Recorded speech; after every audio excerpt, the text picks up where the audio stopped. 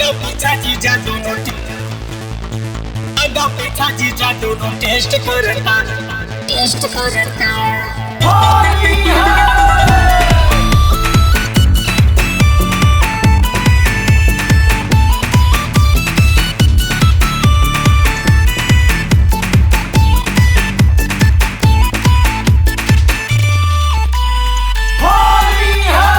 जैसे जैसे मन करे तैसे तैसे जीजा सेट करता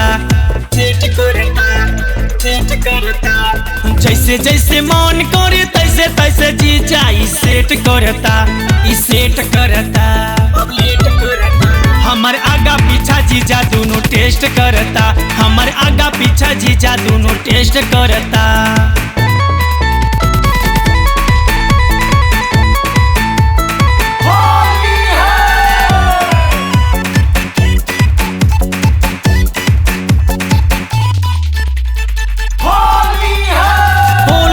जीजाजी पी के ये दिदिया समझ कवारी में धोइले होली में जीजाजी पी के ये दिदिया समझ कवारी में धोइले जहाँ जहाँ छुआ तारी ओहा ओहा मोरा बदन जरता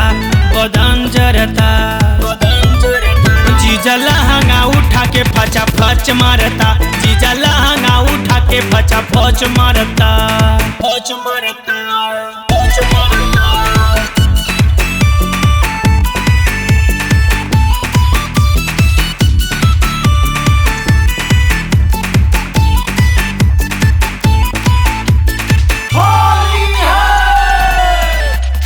देरी न कैले हो गोदी में उठावले लहंगा के भीतर पिचकारी घुसवले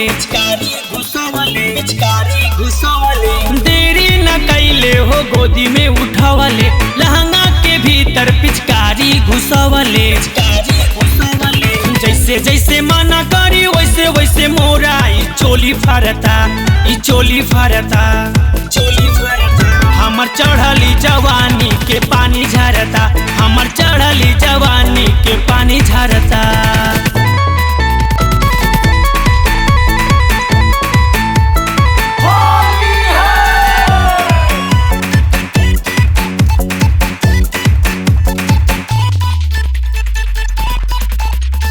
गोविंद गोपियाई लहंगा लसरले चोली में जो बनवाई हाथे से रगड़ले